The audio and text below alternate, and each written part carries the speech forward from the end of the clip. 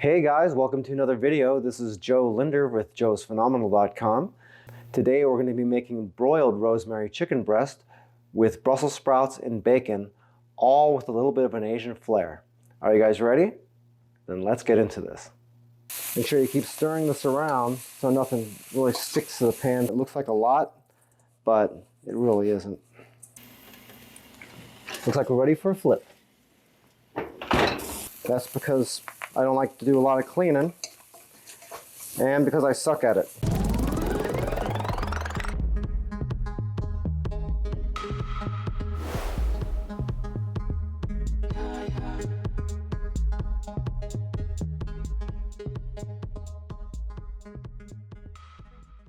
The first thing you want to do before we even get started prepping food is to set your oven to broil and get it all heated up.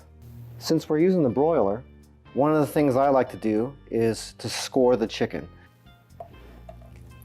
What that is we're basically just going to make a few cuts in the top of the chicken here, just to make sure that when it's cooking, it'll cook through all the way. You don't want to cut all the way through, you just want to make it enough to where you're going to basically let the heat in there and cook the thicker parts of the chicken, so everything goes off evenly and we don't end up with an undercooked middle.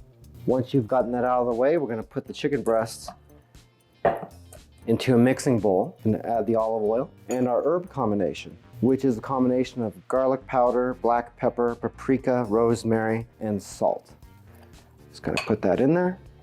Put the oil in first because we're going to use that to get everything wet.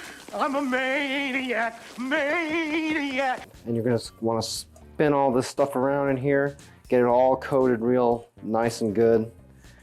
Basically use up everything we have in the pan. It looks like a lot, but it really isn't. As always, if you look down in the description area of the video, all the ingredients you're going to need are listed down there along with all the measurements and everything else. Next, you're just going to take a sheet pan.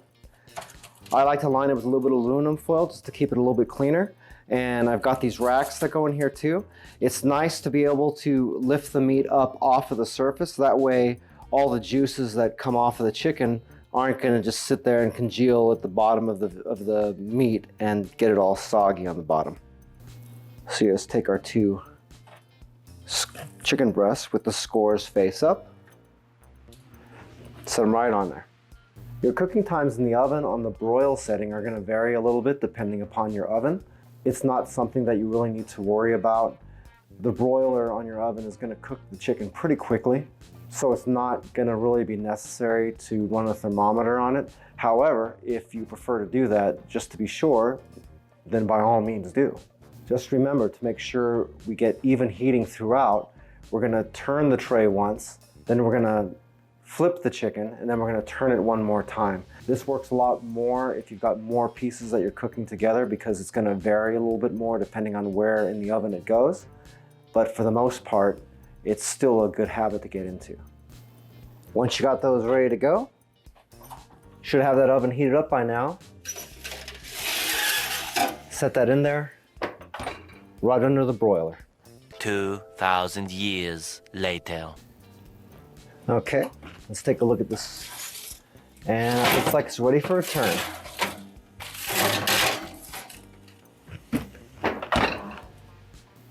Remember, typically whenever you broil something in your oven, the broiler is on the top facing downwards, so you would normally have the rack all the way to the top.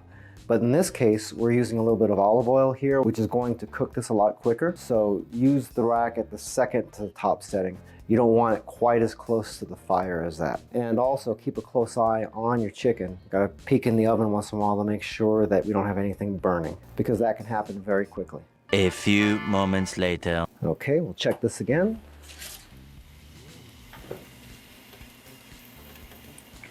Looks like we're ready for a flip. Okay, just use your tongs and give it a quick flip. An end over end flip, actually.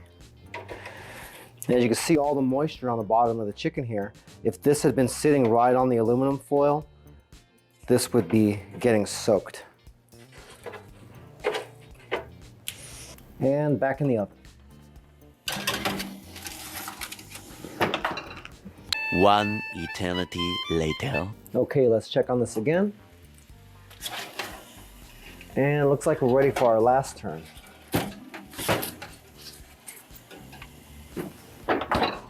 Eventually. Okay, now we just check it that one last time. And those look about ready to me. Now all you gotta do is let these sit on the cutting board here, just to rest a little bit. The whole process on the chicken takes about 10 minutes or so, maybe a little bit longer depending on how thick your chicken breasts are. And if you're really uncomfortable and you don't feel like you've cooked it enough, you can just take your thermometer, take it into the thickest part of the meat, put that back in about halfway. That's what she said. And if you're reading about 160, then you know it's done. As long as you're over 160, you're good. Hey, by the way, if this is your first time here and you want to learn some cool new recipes, get some cooking tips and tricks, and all kinds of other kitchen-related things, then start now by subscribing and clicking the notification bell so you never miss a thing. While the chicken's resting, that gives you a perfect opportunity to do the Brussels sprouts. So go ahead and get your heat on high and throw in the sesame oil.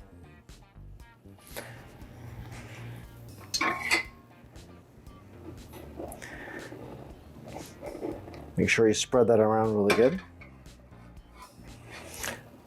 Give it a second to heat up. First thing we'll throw in are the Brussels sprouts.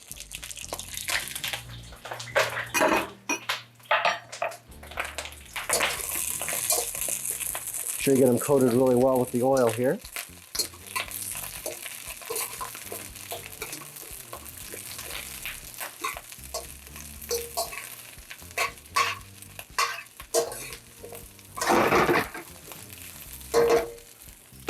Throw in the garlic.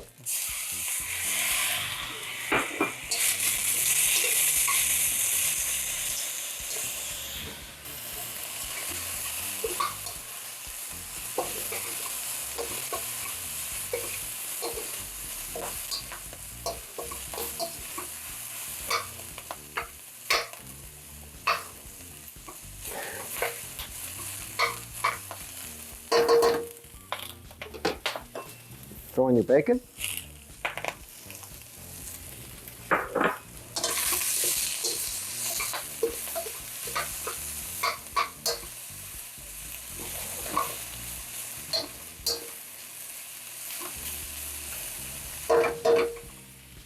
If you don't have a wok, you don't really necessarily need one. You can use a large saute pan for this as well.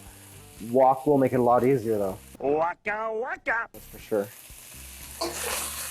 Make sure you keep stirring this around so nothing really sticks to the pan.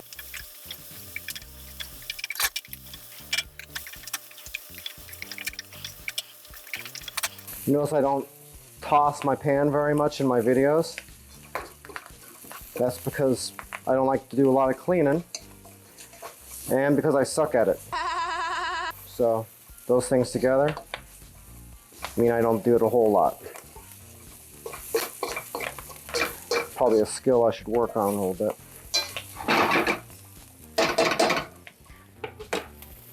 Okay, after you give that a little bit to cook, you can add in the soy sauce.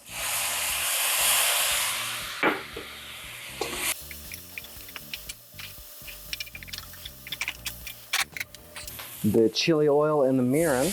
And the home dashi.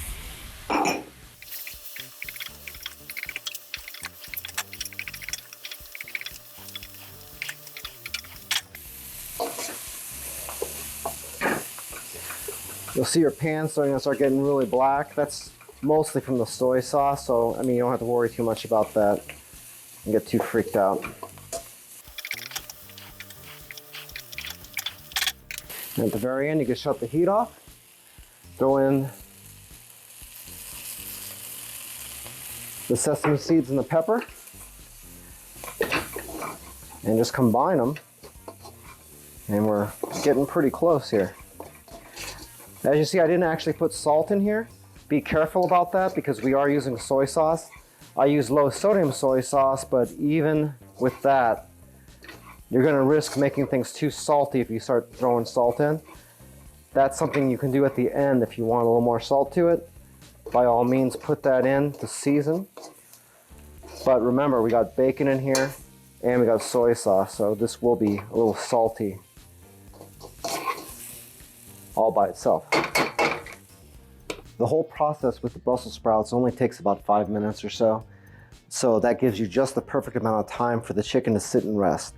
And what I mean by that is, by letting it sit and settle, all the juices inside will also settle and recongeal.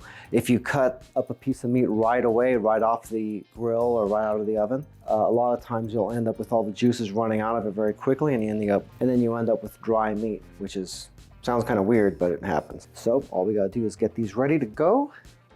We'll go ahead and slice this. You don't have to really slice this stuff. You can do it however you like.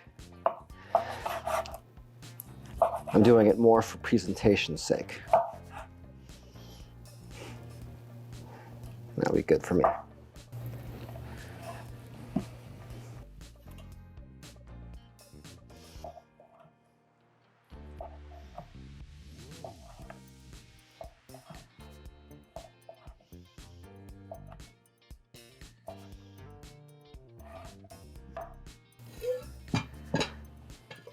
Okay, so we're gonna start with the Brussels sprout combination.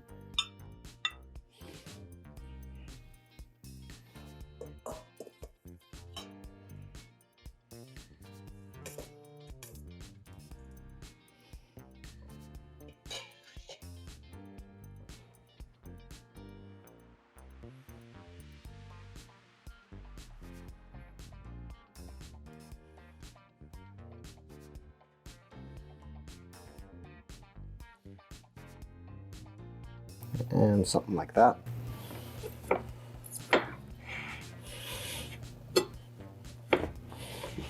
Not so bad. Once again, all the ingredients and the measurements are down in the description area of the video, along with the calories per serving, the carbohydrates, the fats, and the proteins. If you want to make some modifications to this recipe, you'll notice that I didn't use any butter and I was pretty miserly on the oil, just trying to keep the calorie count and fat count down on this a little bit. But you're always welcome to put a little bit more of that love in there and you'll get even more flavor. If you decide to use a meat thermometer to check for doneness, then you'd want the center of the thickest part of the chicken breast to read above 160 degrees Fahrenheit. You can even get a digital thermometer just like the one I have here. Pretty much at most grocery stores, Target, Bed Bath & Beyond, Costco even sells these sometimes. They're really handy. They're less than 10 bucks and you can get instant readouts on these. And it's good to have that with you anytime you're cooking. If you go ahead and make this recipe, I'd love to hear from you in the comments. Let me know how it went and how it turned out for you. Also, if you have any questions about the recipe or challenges, go ahead and just leave me a message down in the comments and I will get back to you as soon as possible. Make sure you stay tuned to the channel because within the next couple of videos, we're gonna start offering some giveaways on salad dressing for commenting or liking or something like that. Haven't decided yet how we're gonna do that, but within the next 1 or 2 videos, we'll give you all the details. If you'd like to learn a little bit more about our company, you can visit us online at joesphenomenal.com. And as always, I hope you enjoyed this video and hope to see you again really soon. Hope you have a phenomenal day. Take it easy.